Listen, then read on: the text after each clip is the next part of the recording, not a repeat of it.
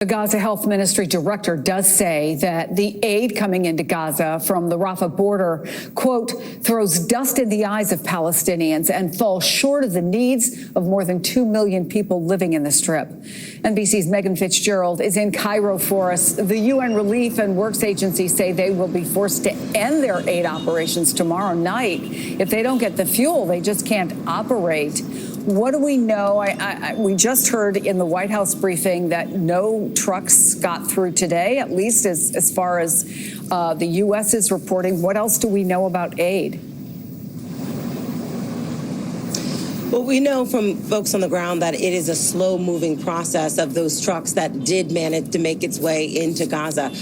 Right now, there's this desperate cry for fuel. As you mentioned, we're seeing humanitarian aid groups like the UN on the ground saying they're going to have to stop their operation in the next 24 hours because they don't have fuel.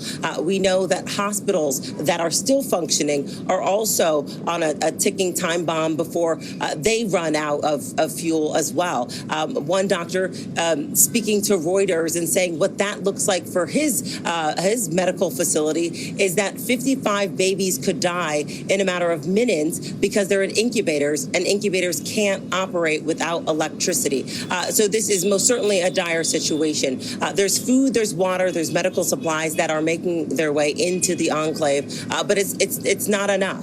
Aid workers say when you compare that to what was seen just weeks ago, before this war started, there was 450 trucks that made its way into Gaza, and right now we're looking at about 20 that are going in a day. I want you to listen to a little bit of what the deputy head of the World Food Program had to say about the fuel situation. Take a listen. We're hearing people are living off of 1 liter of water a day in some cases, or they're having to boil seawater in order to survive. That's only going to get worse. We know that the situations in many of these collective centers are really desperate. We'd heard a figure the other day of 1 toilet for 10,000 people. It's just unacceptable that people are being put into the situation. So any evolution in the crisis or any worsening of the crisis is only going to create even more of a disaster for what we see for civilians that are affected. Now, Ambassador Satterfield did say on MSNBC on Sunday that what we will see starting yesterday, Monday, is this ramp up of aid onto the enclave. But at this point, it doesn't appear as though that is happening. It does seem like it is a slow trickle of aid that is slowly getting to the territory where more than 2 million people are in desperate need. Chris? Megan Fitzgerald, thank you for that. And here with me in studio now, the Executive Director of Doctors Without Borders, Avril Benoit. Thank you for being with us. It is hard to even speak of 55 babies in incubators who might die within minutes because those incubators will stop operating. Megan says doctors are telling her it's a ticking time bomb. What are you hearing from your folks? I know some of them are operating at Al-Shifa Hospital that has been incredibly overwhelmed. You're absolutely right. And we are ourselves overwhelmed when we hear the stories from our colleagues that are on the ground. We have more than 300 staff. One of the surgeons reported in today that the situation is so dire with the operating rooms that are just running around the clock, completely full. Injured people are coming in, mostly bringing in children. And there was a 9-year-old boy with a semi-severed foot. There was no space in the operating room. The surgeon had to take care of it and do the amputation right there on the floor in the hallway with members of the family watching and no anesthesia. We're talking mild sedative is all that's left. For a little boy. For a 9-year-old boy with the sister who's going next sitting there watching. So the situation for the fuel, for sure, for incubators and all the other medical equipment that keeps people alive. We also know that the medical supplies, the stocks of pharmaceutical supplies is completely running short.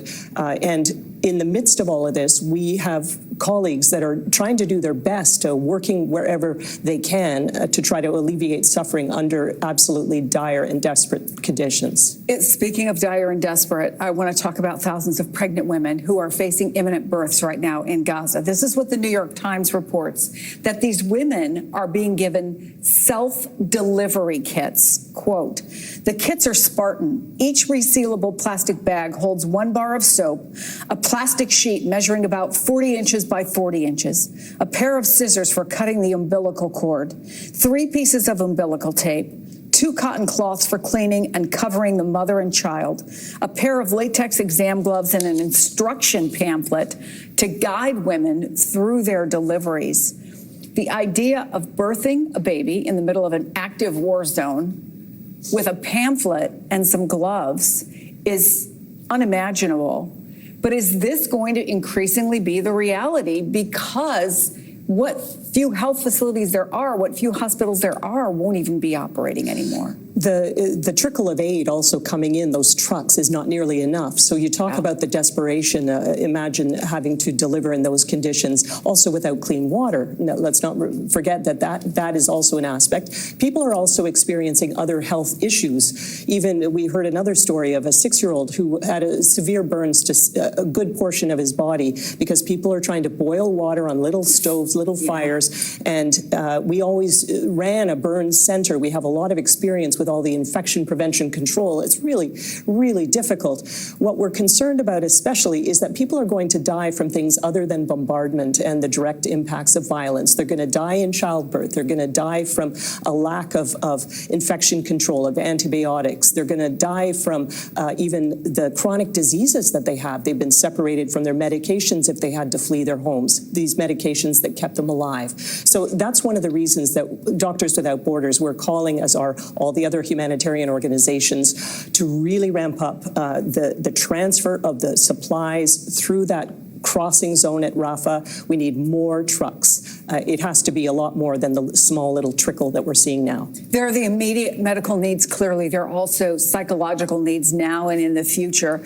I want to show you this video we have of a doctor blowing up a balloon as he tries to comfort a 6-year-old girl. She's scared, she's wounded, she's in the middle of a chaotic hospital.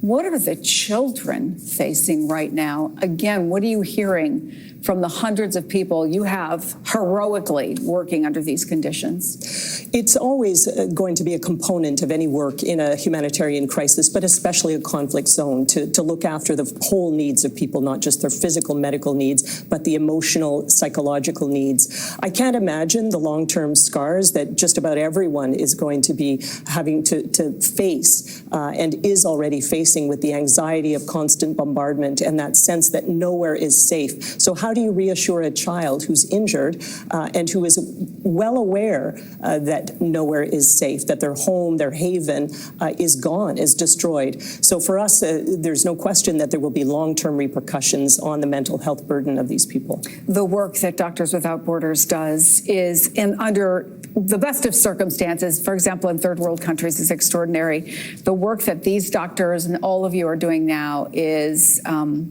above and beyond the Hippocratic Oath. And I know everyone out there watching wishes there's more that they could do. But Avril Benoit, thank you for coming, because I think it's important for people to hear firsthand, or at least through your doctors, what's going on. Thank you for being here. Thank you.